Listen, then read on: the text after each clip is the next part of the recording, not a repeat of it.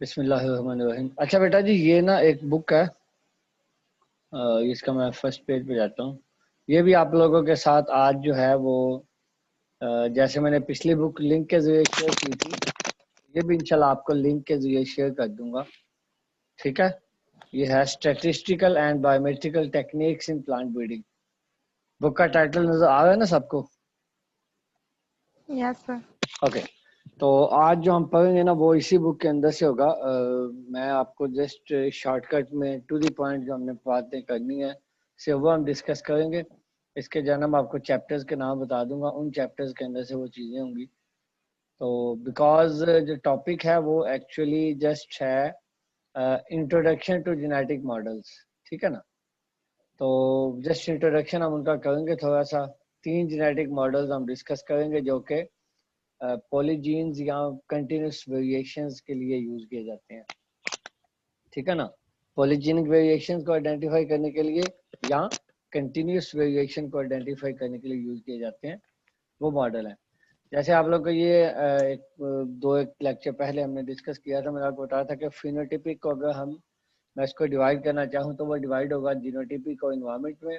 Then genotypic जो है वो डिवाइड होगा एडिटिव, डोमिनेंस और अपना जो है एपिस्टेसिस में। ठीक है ना, इसके अलावा जीनोटिपिक डिवाइड होगा ओवर डोमिनेंस में, को डोमिनेंस में, पार्शियल डोमिनेंस में, इनकम्प्लीट डोमिनेंस में। और उसके बाद जो एपिस्टेसिस है उसके अगेन आगे 3 पार्ट्स हैं। ठीक है ना, वो कौन कौन से हैं? Additive into additive, additive into dominance और डोमिनेंस इंटू डोमिनेंस। राइट, ठीक है ना। Yes sir. तो जो है ये जो फिनोटिपिक वेरिएशन है वो इतनी डिफरेंट वेरिएशंस के अंदर जो है ना वो डिवाइड हो जाती है। तो अब इनको आइडेंटिफाई करना है हमने कि किस ट्रेट के लिए कितने परसेंट एडिटिव जीन्स एक्ट कर रहे हैं, कितने परसेंट जीन्स जो हैं वो डोमिनेंटली बिहेव कर रहे हैं, कितने परसेंट पार्शियल डोमिनेंटली बिहेव कर रहे हैं, कितने जो एपिस्टेटिक हैं कि उस एपिस्टेसिस के अंदर भी उनके अंदर कौन कौन से एपिस्टेसिस हैं। क्या वो डोमिनेंट को अफेक्ट कर रहा है या डोमिनेंट जो है ना वो एडिटिव को अफेक्ट कर रहा है या एडिटिव एडिटिव को अफेक्ट कर रहा है। ठीक है, तो वो सारी चीजें आइडेंटिफाई करने के लिए 3 मॉडल्स हैं। ठीक है ना, इससे पहले कि हम इन मॉडल्स की डिस्कशन शुरू करें, उससे पहले मैं आप लोगों से एक क्वेश्चन पूछना चाहता हूँ। ये सबसे ऊपर वाली लाइन में कुछ लिखा हुआ है, किसी को नजर आ रहा है? Yes top sir. Cross. Top क्या होता क्रॉस है, सुने कभी? पहली दफा सुन रहे सर, शायद टॉप 2 जीनोटाइप के दरमियान में क्रॉस शायद। 2 टॉप जीनोटाइप के दरमियान cross. Okay, anyone else with any other idea?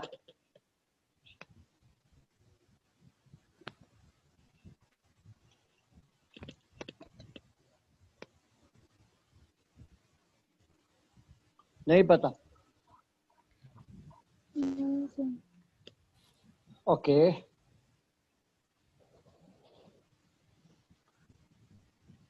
ये वर्ड सुना है?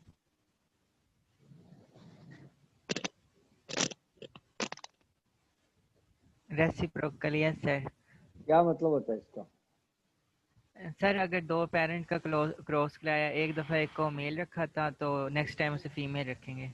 Okay, very good. So reciprocal cross का पता आपको, गुड। टॉप क्रॉस का नहीं पता, किसी को भी नहीं सर पता? इसमें सर मेरा ख्याल है इसमें ना टॉप में एक सुपीरियर जीनोटाइप होती है, एक इन्फीरियर होती है, तो इनको क्रॉस करा के इन्फीरियर को इम्प्रूव किया जाता है। अच्छा, ओके, ठीक है जी।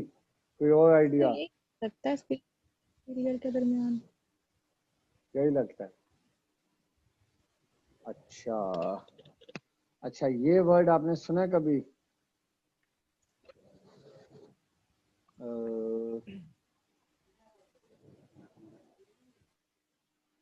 ये सुना है कभी? जी। क्या होता है? हैं। Yes sir sir. सर बार बार सिलेक्शन करना था सर, यस सर, यानी अच्छे कि ट्रेड की सर बात। क्रॉसिंग करवा कर, जैसे सर वो होमोजाइगोसिटी अचीव करते हैं हैं? रैकरेंट सिलेक्शन के जरिए। सर रैकरेंट सिलेक्शन के जरिए यानी कि फॉर एग्जांपल जब वैरायटी डेवलप कर रहे होते हैं तो अच्छा, होमोजाइगोसिटी हम अचीव इसके जरिए भी करते हैं, रैकरेंट सिलेक्शन के जरिए भी। तो फिर इन दोनों में क्या डिफरेंस है? सर प्योर लाइन में तो हम ऐसे करेंगे ना कि यानी कि उसे एक वैरायटी को प्योर करेंगे, यानी कि उसकी एक ही जैसे जनरेशन चलती आएगी। अच्छा, तो वीकेंड में कि एक जनरेशन नहीं चलती आएगी? सर रैकरेंट में ऐसे हो सकता है ना कि यानी कि जो सुपीरियर होगी हम वो सिलेक्ट करेंगे, यानी कि ओवरऑल एक जैसे उसकी सर जनरेशन आ गई एक पेरेंट की, दो अच्छा पेरेंट उनका क्रॉस करवाया और अच्छा जनरेशन आ गई, उनमें से जो होंगे सुपीरियर होंगे हम उन्हें सिलेक्ट कर लें। लेकिन सर प्योर लाइन में ऐसे होगा कि हम उनकी प्रोजनी को लहदा कर लेंगे। प्योरलैंड में भी तो हम सुपीरियर को सिलेक्ट करते ही हैं। सर लेकिन उसमें मेरा अच्छा ख्याल चलो, है जो चलो ऐसे कर लेते हैं। प्योर लाइन में ये होता है कि हम इस चीज के बाउंड होते हैं कि सर उससे वो मिक्स अप नहीं होना चाहिए, यानी कि वो वो लहदा तो अप्रोच नहीं एक वो तो लहदा। वीकेंड में भी नहीं होना चाहिए। अच्छा चलो, इन दोनों में क्या डिफरेंस है, वीकेंड सिलेक्शन और मैच सिलेक्शन में? सर सर मैथ्स में मैथ तो हम में यानी कि सीड जो आएंगे वो मिक्स अप कर देंगे, सर बाद में बल्क उनमें से में ग्रो सिलेक्शन करते करेंगे। हैं, मास सिलेक्शन में। मैच सिलेक्शन में बल्क में दो करते हैं, वीकेंड सिलेक्शन में भी ऐसे ही करते हैं, बल्क में दो करते हैं। इनमें डिफरेंस क्या हुआ? सर रैकरेंट सिलेक्शन में तो बार बार मतलब सुपीरियर को सिलेक्ट करते जाते हैं ताकि सुपीरियर प्रोजनी आ जाए। सर प्योर लाइन में सर क्या कह लो सर, प्योर लाइन में उसके अलग अलग हम लगाएंगे, सेपरेट सेपरेट प्रोजनी लगाएंगे, मास में मिक्स करके हम लगाएंगे।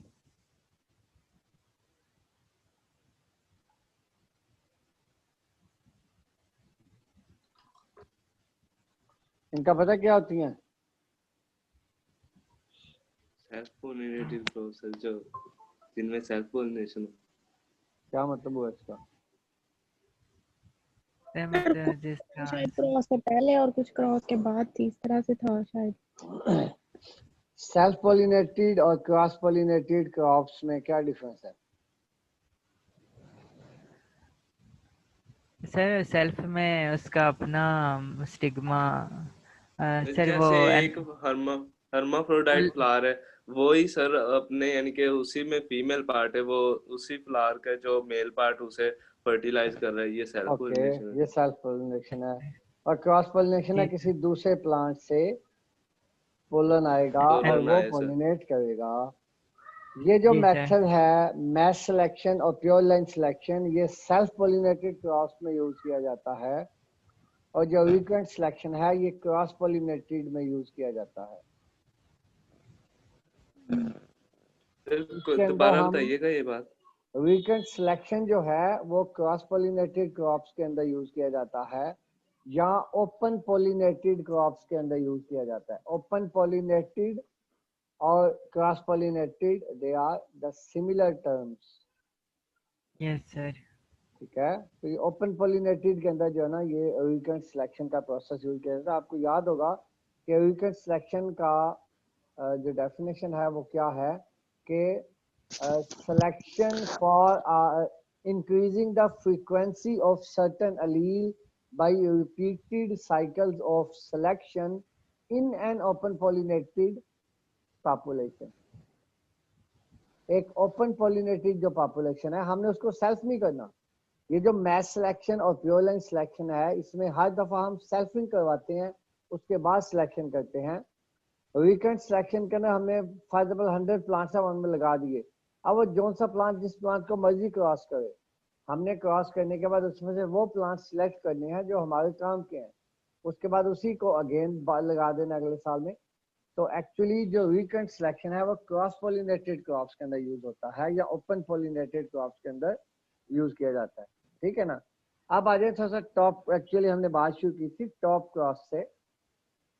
तो टॉप क्रॉस ये है कि अगर किसी ओपन पोलिनेटेड वैरायटी या ओपन पोलिनेटेड लाइन को जब हम किसी दूसरे प्लांट का पोलन ला के उस ओपन पोलिनेटेड के ऊपर क्रॉस करवाएंगे या उस ओपन पोलिनेटेड के ऊपर वो पोलन शेड करेंगे, that is called top cross. Sir open pollinated का अपना ही मतलब यही नहीं है कि सर कोई भी पोलन आके उसे करे पोलिनेट? यस, कोई भी आ सकता है ना। सो ऐसी फॉर एग्जाम्पल मेज है, जैसे मेज ओपन पोलिनेटेड है ना, अगर हमने उसी Yes, sir. मेज के प्लांट के ऊपर अपनी मर्जी से किसी और प्लांट का पोलन लाके शेड किया, that will be called top cross.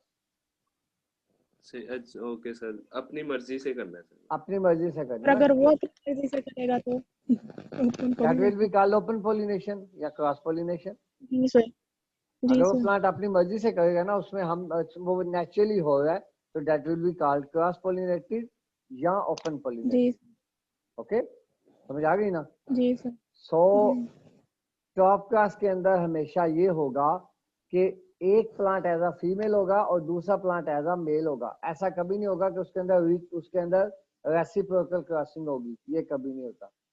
जो सेल्फ पॉलिनेटेड क्रॉप्स हैं उनके अंदर रेसिप्रोकल क्रॉसिंग की पॉसिबिलिटी होती है कि एक ही प्लांट के एक दो प्लांट लिए, एक प्लांट का पोलन दूसरे पे शेड किया, उस प्लांट का पोलन पहले प्लांट के ऊपर शेड किया, that is called reciprocal crossing. समझ आ गया जी?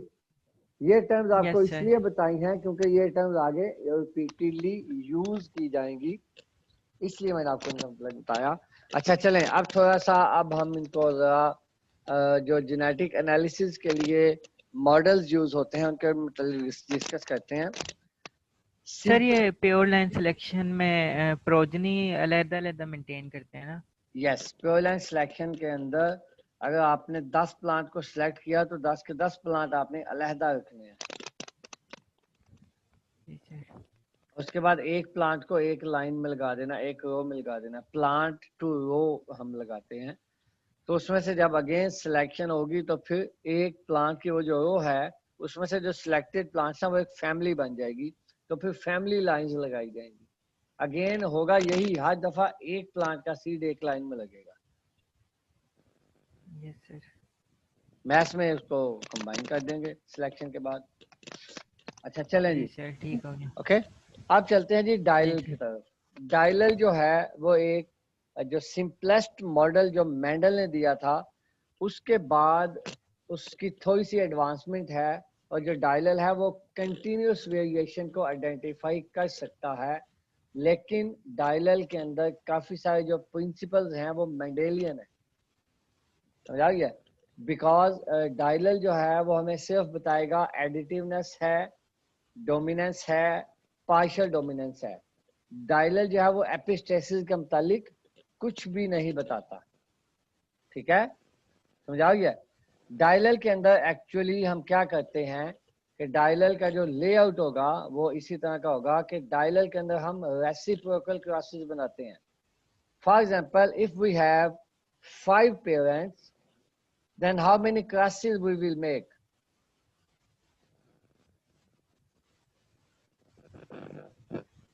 अगर 5 पेरेंट्स हैं तो डायलल के अंदर टोटल क्रॉसेस कितने बनाने पड़ेंगे हमें?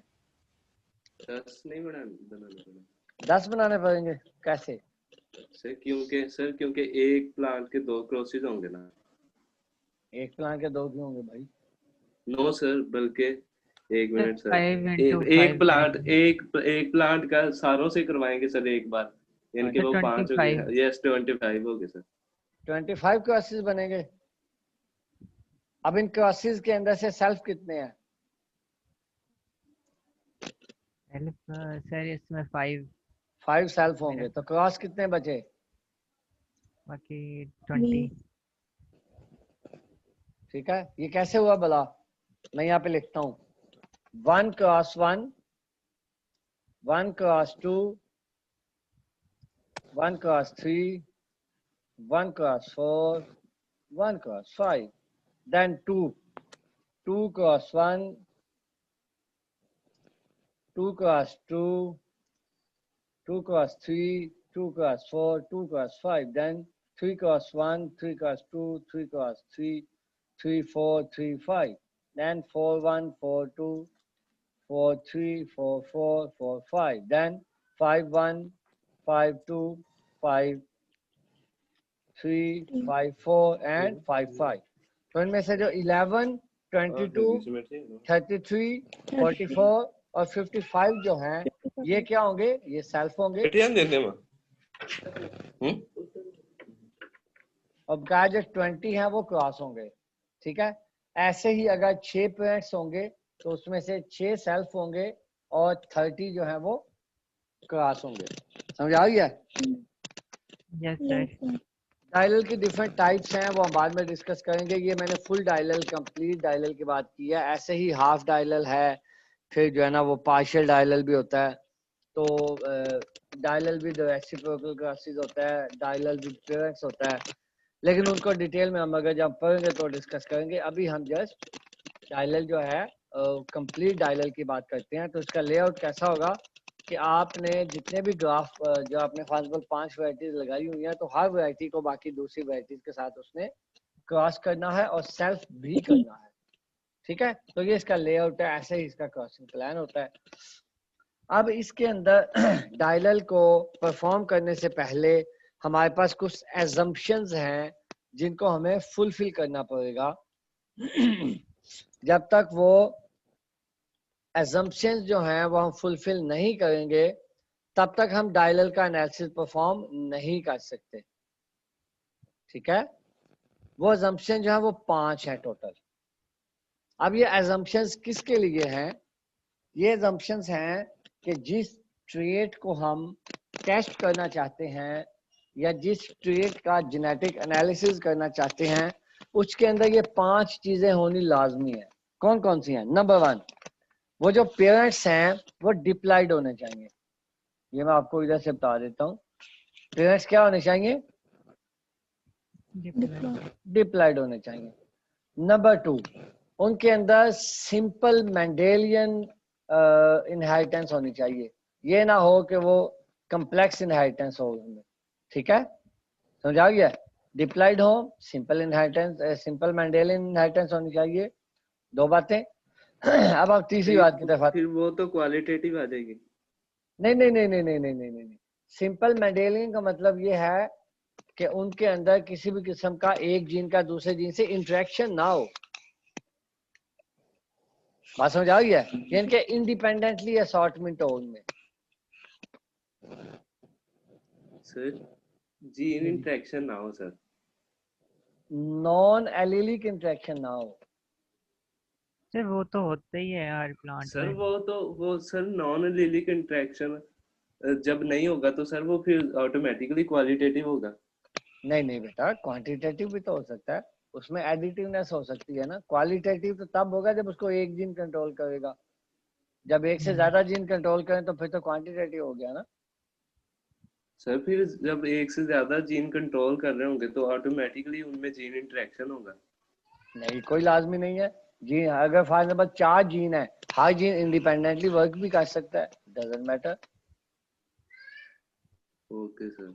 बात पॉइंट सर समझ आ वैसे रहा है ना? हर जी जी। सर हर प्लांट में कॉम्प्लेक्स इंटरेक्शन ही होता है तकरीबन।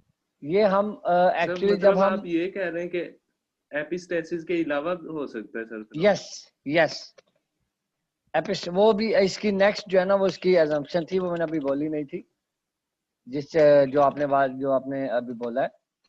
इसके बाद थर्ड है, इसके अंदर मल्टीपल एलिलिज्म नहीं होना चाहिए, इसके अंदर एपिस्टेसिस नहीं होना चाहिए।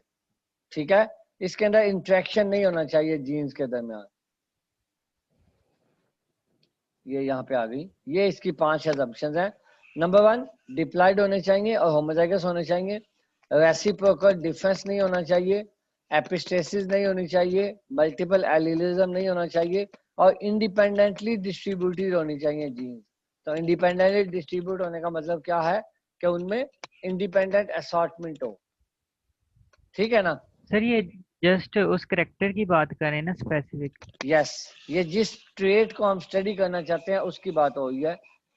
यही एक्चुअली डायलल की सबसे बड़ी वीकनेस है कि ऐसे बहुत कम ट्रेड्स हैं जिनमें ये सारी क्वालिटीज कंप्लीट होती हैं। बहुत कम ट्रेड्स हैं, मेजॉरिटी जो ट्रेड्स हैं उनमें ये क्वालिटीज नहीं होती। जिनके किसी में एपिस्टेसिस होगी, किसी में मल्टीपल एलिलिज्म होगा, किसी में रेसिप्रोकल डिफरेंस होगा। समझा गया ना बात की? ठीक है। जी सर। अच्छा, ये रेसिप्रोकल डिफरेंस किस वजह से होता है भला, कोई बताएगा आपने? सर ये चेक करने के लिए हम के अगर फॉर एग्जांपल एक क्रॉस करवाया उसमें का रिजल्ट कुछ और है लेकिन पेरेंट सेम है, और दूसरा हाँ, क्रॉस में भी यानी कि पेरेंट सेम है लेकिन उसका रिजल्ट कुछ और है, और ठीक है, उसमें ये हो सकता है कि सर साइटोप्लाज्मिक जो वेरी वेरिएशन गुड, है उसे चेक वेरी करना होगा। नाइस, होता ही यही है। रेसिप्रोकल जो डिफरेंस है ना वो सिर्फ इसी वजह से होता है because there could be cytoplasmic gene activity, क्योंकि रेसिप्रोकल अगर एक प्लांट के पहले हमने एज अ मेल लिया तो दैट मींस उसके फीमेल जीन नहीं आए, दूसरे प्लांट के फीमेल जीन आए, और जब दूसरे प्लांट को एज अ मेल लिया तो फिर दूसरे प्लांट के फीमेल जीन नहीं आए, पहले प्लांट के फीमेल के जीन आ गए। यहाँ फीमेल के जीन का मतलब माइटोकॉन्ड्रियल जीन आ गए या साइटोप्लाज्मिक जीन आ गए, ठीक है ना। तो उन्हीं की वजह, अगर डिफरेंस होगा तो उन्हीं की वजह से होगा, अदरवाइज जो डीएनए में है वो तो आधा आधा दोनों तरफ से इक्वल आ रहा है, मेल से भी इक्वल आ रहा है, फीमेल से भी इक्वल आ रहा है। डिफरेंस कहाँ पे आता है? डिफरेंस आता है जहाँ पे साइटोप्लाज्म आएगा एग का, तो वो रेसिप्रोकल डिफरेंस है, ठीक है जी। तो ये 5 एजम्पशंस जो हैं ये डायलल की अगर फुलफिल होंगी तब हम डायलल एनालिसिस कर सकते हैं। जी बेटा। सर वैसे यानी कि अगर इस हिसाब से देखा जाए तो ज्यादा कंट्रीब्यूशन जो प्रोजनी होती है उसमें ज्यादा कंट्रीब्यूशन उसके एक्सप्रेशन के हिसाब से उसके जो फीमेल पेरेंट होते हैं उसकी तरफ होती है।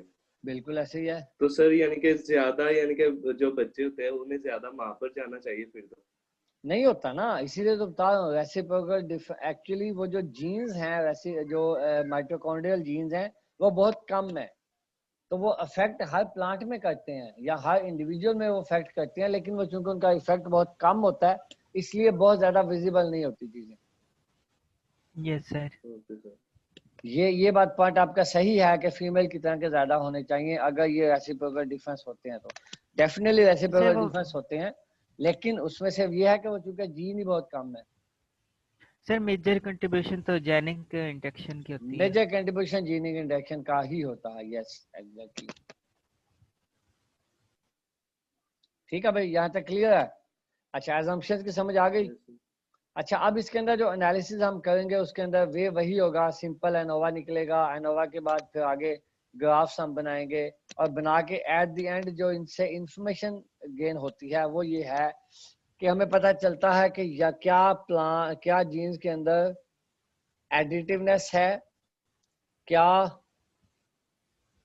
पार्शियल डोमिनेंस है या कंप्लीट डोमिनेंस है, ठीक है।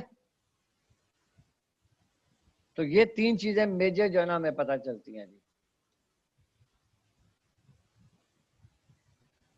ठीक हो गया।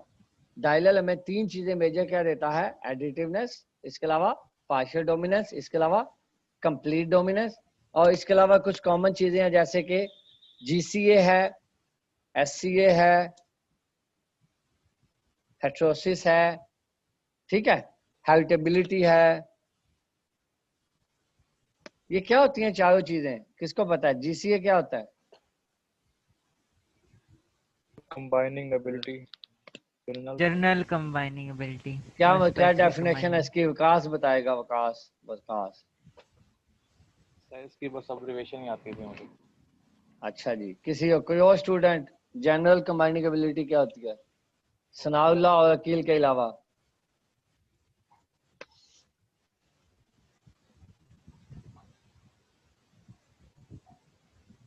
कहाँ चले गए सारे? माइक ऑन करें भी सारे स्टूडेंट्स अपना।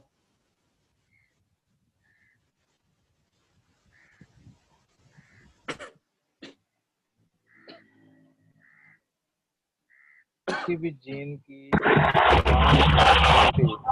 जी बेटा सलिता, आप बताएं बेटा क्या होता है जनरल कंबाइनिंग एबिलिटी? आइडिया नहीं है।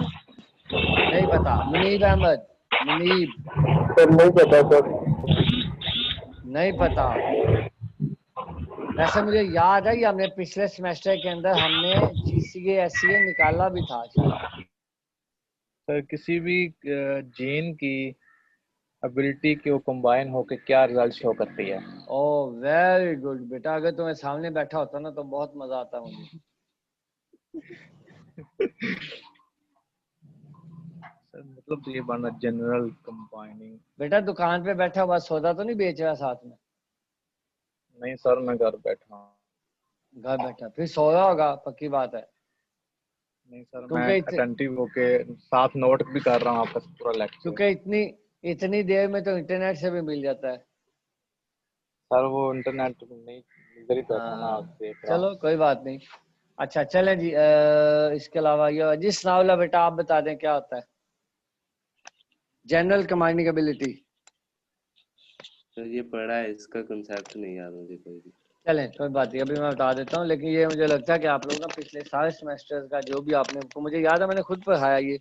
चलें एनीवेज, जनरल कमांडिंग एबिलिटी। अच्छा एक का मैसेज आया जी, किसका है, क्या बोला उसने, बोथ एडिटिव एंड डाइजीनिक इफेक्ट, यही कहीं ना, between superior male and inferior female, both additive and, नहीं बेटा आशिफ बेटा ऐसे नहीं है, ये नहीं होता।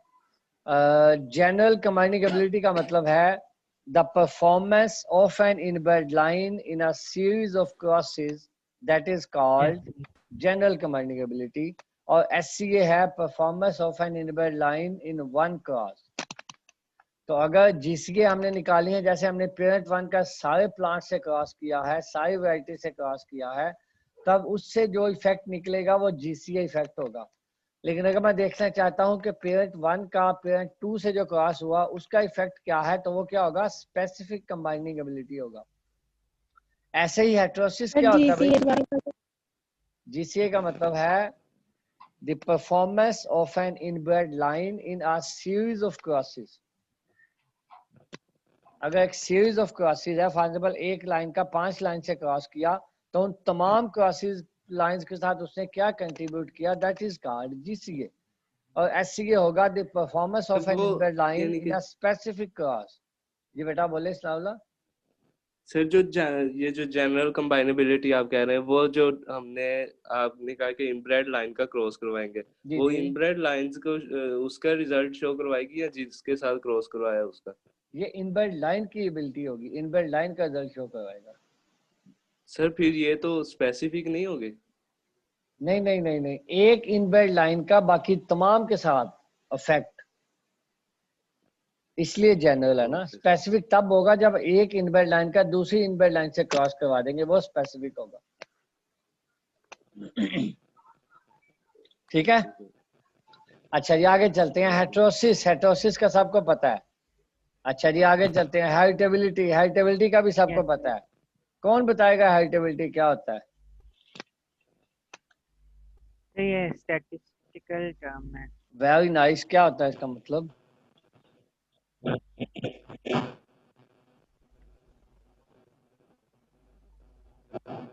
The ratio of genotypic variance to the phenotypic variance, that is called heritability। ठीक है जी, तो ये सारी चीजें जो है ये डायलर से हमें मिल जाएंगी। वीकनेस इसकी मैं आपको पहले बता चुका हूँ कि ये बहुत ही कम जीन ऐसे हैं जो कि इसके अकॉर्डिंग होते हैं। बाकी ज्यादातर जो जीन्स हैं वो इसके अपना जो है ना वो इसके अकॉर्डिंग एक्ट नहीं करते, जो इसके अजम्पशन है उसको फुलफिल नहीं करते। स्ट्रेंथ इसकी ये है कि ये कंटिन्यूस वेरिएशन को आइडेंटिफाई करने के लिए एक बड़ा ही अच्छा सिस्टम है, और ये बड़े आसानी के साथ ये जो है ना हमें रिजल्ट दे देता है। ज़्यादा हमें एनालिसिस नहीं करने पड़ते, बहुत कम वक्त में छोटे से एनालिसिस के साथ हम चीज़ों का पता चला लेते हैं। ठीक हो गया जी, क्लियर है? अच्छा ये थोड़ा सा डायलर का इंट्रोडक्शन था, इसको हम डिटेल में पढ़ेंगे इंशाल्लाह इसी कोर्स के अंदर, और इसका एनालिसिस भी हम करेंगे आगे। नेक्स्ट वन है line into tester analysis. So line into tester analysis के अंदर लाइन क्या होती है, टेस्टर क्या होता है? पहला question, what is a line? Sir line तो किसी भी जीनोटाइप वगैरह को कहते हैं। कोई भी जीनोटाइप तो जो कि जैसे जिसके अंदर कोई ना कोई स्पेसिफिक क्वालिटीज हो उसको लाइन बोलते हैं। टेस्टर क्या होता है? सर जैसे अगर फॉर एग्जांपल हमने एक मॉडल प्लांट रख लिया, हाँ वो तो ठीक है, ओके हो गई, वो समझ आ गई। टेस्टर क्या होता है? सर टेस्टर वही नहीं होगा जैसे अगर इनब्रेड रख लिया है कोई, हाँ हाँ, उसकी टेस्टर हमें जैसे, हीट वगैरह पता होगी। अच्छा चलें कोई बात नहीं।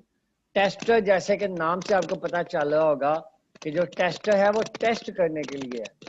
तो इस एनालिसिस के अंदर, लाइन इनटू टेस्टर एनालिसिस के अंदर लाइंस को टेस्ट किया जाता है टेस्टर के जरिए। टेस्टर जो है वो हमेशा मेल पेरेंट होता है और लाइंस हमेशा फीमेल पेरेंट होती है। दैट मीन्स के लाइन इनटू टेस्टर के अंदर रेसिप्रोकल क्रॉस नहीं होता, बल्कि लाइन इनटू टेस्टर के अंदर टॉप क्लास मेथड यूज होगा।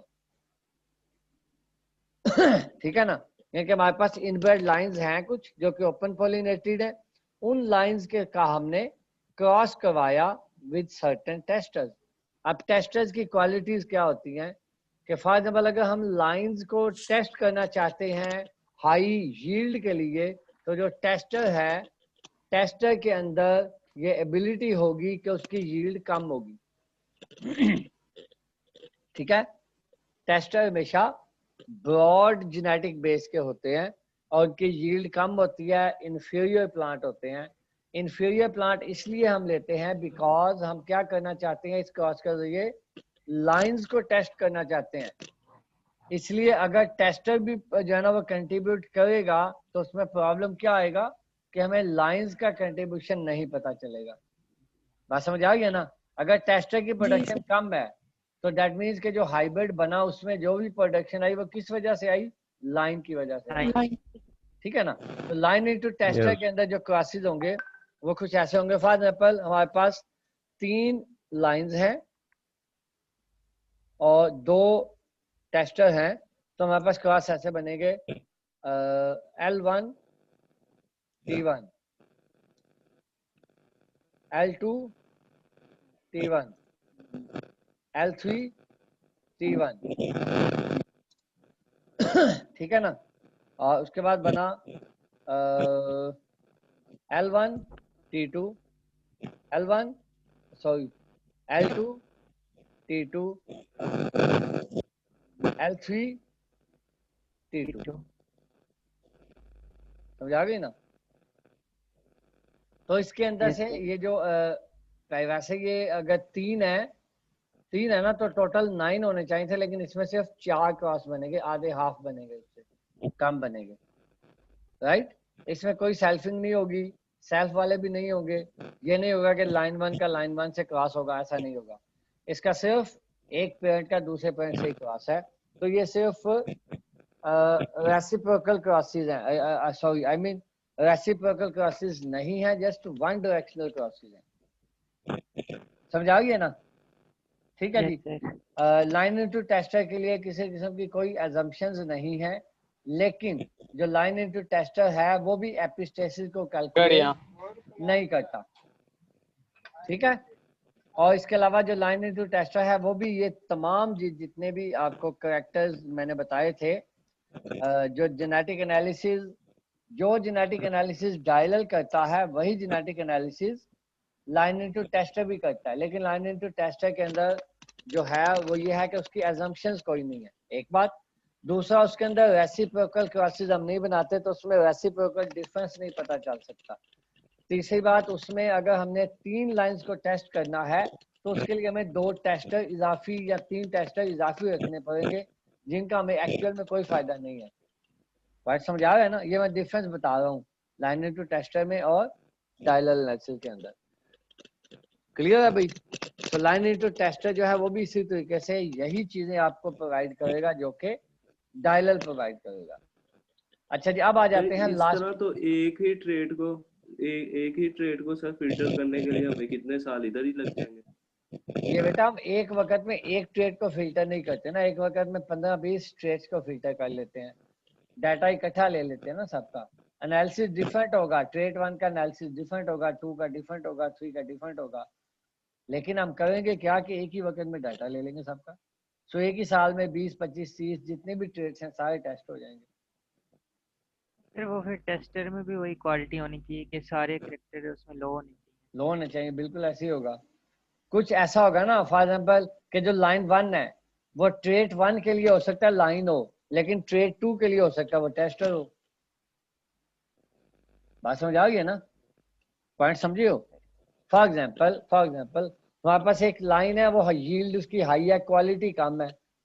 अब हमने टेस्ट करना चाहते हैं क्वालिटी के लिए, तो अब क्या करेंगे, वही जो लाइन थी उसको एज अ टेस्टर हम यूज कर लेंगे फॉर क्वालिटी। समझ आ गई ना? तो ऐसे ही एक तो टेस्टर सर था, उसके लिए एक लाइन भी तो बढ़ेगी। वो तो डेफिनेटली लाइंस तो उस हिसाब से हमें जितने हमने क्रॉसेस बनाने हैं ना उसके अकॉर्डिंग हमने क्रॉसिंग प्लान तो हम बनाएंगे ही बनाएंगे। वो थोड़ी सी कुछ लाइनें इंक्रीज हो जाएंगी, यानी कि फॉर एग्जाम्पल अगर हमने लाइन 1 के पहले 10 प्लांट लगाए तो अब हमें 50 प्लांट लगाने पड़ेंगे, क्योंकि हमने क्रॉसिंग ज्यादा करनी है ना, डिफरेंट कैरेक्टर्स के लिए करनी है। ठीक है जी। अच्छा, अब चलते हैं लास्ट टॉपिक की तरफ, that is generation means analysis. Generation means analysis वो एनालिसिस है जिसमें हम जीनोटिपिक कंपोनेंट के सारे कंपोनेंट्स निकालते हैं, एडिटिवनेस भी निकालते हैं, पार्शियल डोमिनेंस भी निकालते हैं, कंप्लीट डोमिनेंस भी निकालते हैं, एपिस्टेसिस भी निकालते हैं। ठीक हो गया। जनरेशन मीन्स एनालिसिस के अंदर हम 6 जनरेशन यूज करते हैं, P1, P2, F1, F2, BC1, BC2। अब यहाँ पे BC1 का क्या मतलब है?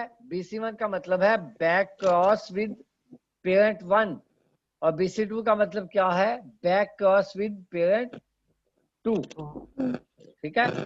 एक आप लोगों ने जिस वक्त हमने वो किया था क्या इसको बोलते हैं, बैक क्रॉस मेथड हमने जब यूज किया था ब्रीडिंग का, तो एक उसमें भी BC1, BC2, BC3 आता है ना? Yes sir. वो BC1, स्टेरिलिटी BC2 वाले जनरेशंस हैं। मैकेनिज्म। यस, वो जनरेशंस हैं। BC1 पहली जनरेशन, BC2 नेक्स्ट जनरेशन। लेकिन यहाँ पे BC1 का क्या मतलब है? बैक क्रॉस विद पेरेंट 1, और BC2 का मतलब क्या है? Back cross with parent 2। इनमें से ये जो 3 जनरेशन हैं, ये जो नेक्स्ट 3 है F1, F2, BC1, BC2, इनको हम कहते हैं सेग्रीगेटिंग जनरेशंस।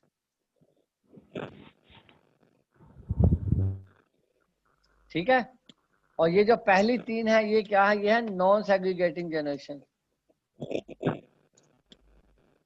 ठीक हो गया बेटा? समझ आ गया? जो P1, P2 और F1 है, they are non segregating generation, और जो F2, BC1, BC2 है, ये क्या है? They are segregating generation. ठीक है जी। तो इसके अंदर से हम तमाम, जी जी बोले सर, जो बैकक्रॉस 1 है सर, ये भी एक जनरेशन है ना? ये जनरेशन है डेफिनेटली, और ये सेग्रीगेटिंग जनरेशन है। जी सर, ठीक है। और GMA के अंदर हम एपिस्टेसिस भी निकाल सकते हैं, बाकी तमाम चीजें तो निकालेंगे ही निकालेंगे, बट इसमें इजाफी क्या है? एपिस्टेसिस भी निकालते हैं। एपिस्टेसिस के जो तीनों वे अपना जो है ना, dominant into dominant, dominant into additiveness, additiveness into additiveness, ये सारी हम निकालते हैं इसमें।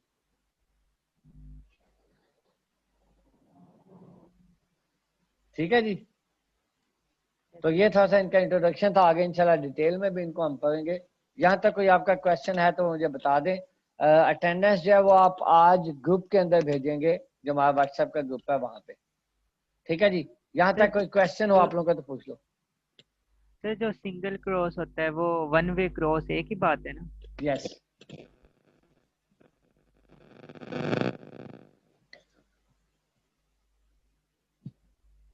ये सर, मीटिंग इसका ऑलमोस्ट वो एंड होने वाली है जी। बोले अभी जब ये बांध होगी मैं साथ में दूसरी शुरू कर लूंगा जी। बोले बेटा। सर, इसका वो ग्राफ डिजाइन डायल का नहीं बन सकता सर? वो जैसे बनाते हैं कॉलम रो में पैटर्न का।